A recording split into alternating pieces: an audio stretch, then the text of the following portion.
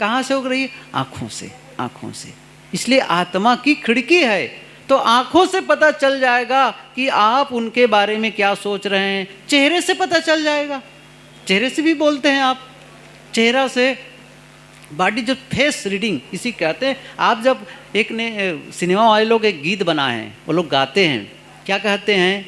लाख छिपाए छिप नहीं सकता, राज हो कितना गहरा, दिल की बात बता देता है असली नकली चेहरा। वो बता देगा, बता देगा। इसलिए आप भीतर से पवित्र होना शुरू कर दो। असली चीज़ यही है, भीतर की पवित्रता। और भीतर यदि गंदगी होगी ना, भीतर में मैला होगा ना, वो निकल ही जाएगा। मैंने कहा ना, शब्दों से भी निकल सकता है, चेहरे से निकल सकता है। आप जब बोलते हैं उसकी आवाज़ जो होती है ना, टोन कहते हैं जिसको, उससे पता चल जाता है। इसलिए बहुत, यहाँ तक के क्या बताऊँ, आप कदम चलेंगे तो कदम से भी पता चल जाता है, सब जगह वो पता चलने लग जाता है। आपके हर एक्टिविटीज हर क्रियाकलाप में वो पता चलने लग जाएगा। यदि भीतर में अहंकार है वो टपकेगा, क्रोध है वो दिखेगा, वो दिखेगा। एक उदाहरण दूं मैं। एक संत, बहुत प्रसिद्ध संत थे, बहुत अच्छे साधक संत थे। तो वो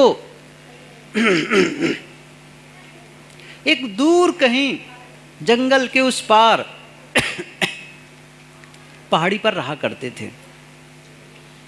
लेकिन उनकी प्रसिद्धि इतनी थी कि लोग उनसे मिलने आते थे, दर्शन के लिए आते थे, उनके विचार सुनने आते थे, सत्संग सुनने आते थे, अपनी समस्याओं का समाधान कराने आते थे। ऐसे ही एक दूर का आदमी उनकी प्रशंसा सुन रखे थे, वो भी उनसे मिलने की इच्छा की और गया। तो जैसे यहाँ पर लास्ट स्टेशन है ना, जिस जयनगर आए, उतर गए।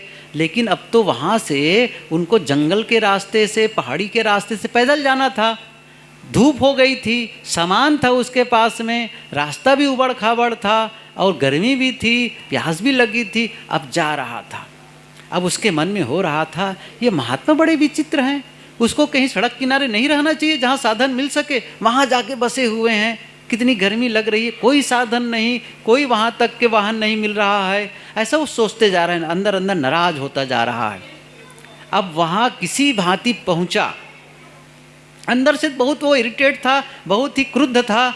जैसे अंदर गया तो बाहर कुछ साधक खड़े हुए थे, संत खड़े हुए थे, उनके जो आश्रम में रहने वाले। तो उसने कहा कि मैं अमुक संत से मिलने आया हूँ। कहा ठीक है, अंदर हैं, आप जा कर के मिल सकते हैं।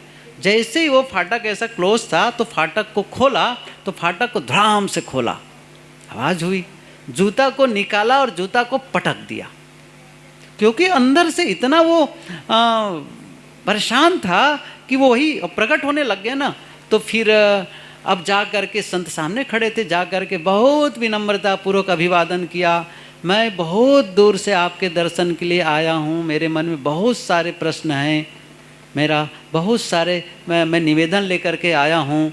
संत ने कहा, मैं तुम्हारा अभिवादन तभी स्वीकार करूँगा जब तुम जा कर के दरवाजे से और जूते से क्षमा मांग कर आओ।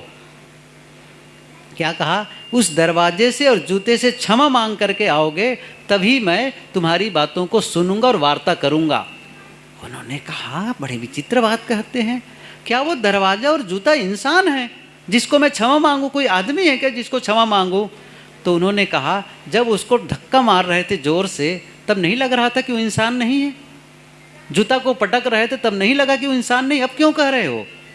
आखिर में आप रास्ते में परेशान हुए थे, जूता की क्या गलती थी, दरवाजे की क्या गलती थी? पहले क्षमा मांग कर आओ तभी बात करूंगा, नहीं तो लौट जाओ। बहुत दूर से आया था, लौट तो सकता नहीं था। उनके कहने पर गया और जा करके जूते को ऐसा उठाया, साफ किया और उसको क्षमा मांगा। जूता, मेरे से गलती हो गई, तुम्हें पटक दिया, मुझे क्षमा कर दो। वैसे ही दरवाजा के पास जाकर दरवाजा को छुआ और क्षमा मांगा, मेरे से गलती हुई, मैंने आपको जोर से खोला, मुझे क्षमा कर दो। फिर उसने लिखा अपने जीवन कथा में, लेकिन जब मैं क्षमा मांग रहा था तो जो मेरे भीतर परिवर्तन हुआ वो मैं कह नहीं सकता। सचमुच मैं भीतर से पूरी तरह बदल ही गया, फिर बदल ही गया। बात तो यहाँ पर ये मैं कह रहा था कि आदमी के भीतर की दशा के अनुसार उसका व्यवहार होता है। यदि भीतर में कड़वाहट है तो वाणी में कड़वाहट होगी, यदि भीतर में मिठास है तो वाणी में भी मिठास होगी। तो करना क्या है? भीतर को सही करो, भीतर को, और इसके लिए काम करना पड़ता है। फिर से कह रहा हूँ, केवल सत्संग सुनने से बदलाव नहीं आएगा और मेरे प्रवचन करने से मेरे जीवन में बदलाव नहीं आएगा, साधु के कपड़ा पहनने से मेरे जीवन में बदलाव नहीं आएगा, नहीं आएगा। कब आएगा? जब मैं भीतर जा करके अपने भीतर में बदलाव के लिए मेहनत करूं, काम करूं, अंतस को मैं झाड़ू लगाऊं, अंतस में मैं वर्क करूं। जैसे छीनी हथौड़ी लोग ले करके लोग पत्थर में मूर्ति निर्मित करते हैं, वैसे ही जीवन को निर्मित करना पड़ता है, समय निकालना पड़ता है अकेले में साधना के लिए। हम क्या समझते हैं, कहीं गए किसी साधु के पास में, दीक्षा ले लिए, कपड़ा बदल लिए, बस साथ में रहने लग गए, बस हो गया। आप बदलते हैं ऐसे? कोई देखे तो होंगे चारों तरफ लोग रहते हैं, वहीं के वहीं रहते हैं। मैं जानता हूँ अच्छी तरह से, क्योंकि मैं जानता हूँ कपड़ा पहन तो लिया मैं, लेकिन इससे बदलाव नहीं आया। हाँ, इसका मतलब नहीं कि कपड़ा पहनना, मैं कपड़े के अपमान नहीं कर रहा हूँ, साधु वेश का अपमान नहीं कर रहा हूँ, ये सहयोगी है, लेकिन काम न करे तो यह दूसरों को धोखा देने में भी उपयोगी हो जाता है। इसलिए बहुत ज़रूरी है, चाहे आप साधु हों, चाहे आप भगत हों, चाहे कोई भी भगत साधु कुछ भी ना हो, इंसान तो है ना, इंसान तो है ना, आपको बदलना है। और बदलने का मतलब है आपको अंतस की पवित्रता के लिए मेहनत करनी है।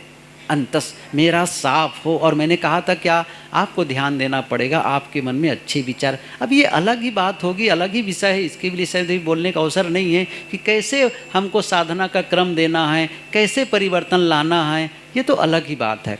लेकिन इतना तो आप समझ रहे हैं कि काम मुझे करना है, मेरा जीवन है, मुझे ही इसको संवारना है, मुझे ही बनाना है। और जब आप संकल्प लेंगे, जब निर्णय लेंगे, तो रास्ता आपको मिलने लग जाएगा, बताने वाले मिलने लग जाएंगे। आपको ऐसी पुस्तकों को पढ़ने की ज़रूरत है, ऐसे लोगों से सत्संग वार्ता करने की ज़रूरत है। ऐसा नहीं कि सत्संग में गए, कुछ भजन सुन लिए, कुछ आरती वंदन कर लिए, कुछ सुन लिए, हो गया काम।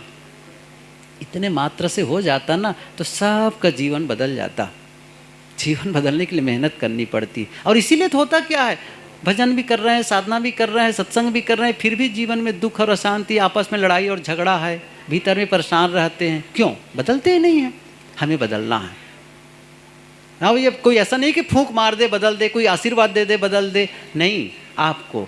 और मैंने कुछ तरीके बताए भी थे कि आप अकेले में बैठ जाओ, मन को देखो, मन में अच्छे विचार लाओ, यदि वो विचार हैं तो उसको छटाई कर दो। जैसे खेत में आप निराई करने जाते हैं, कोई भी फसल बोते हैं तो घास उगाती है, आप उसको निकौनी करने जाते हैं, निकालने चले जाते हैं और घास को बाहर निकाल देते हैं। ऐसे ही हमारे मन में भी घास की तरह विकार आते हैं, उसको निकालना होता है।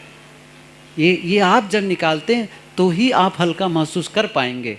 तो हम सबको अपने जीवन में ये सब काम करना होगा।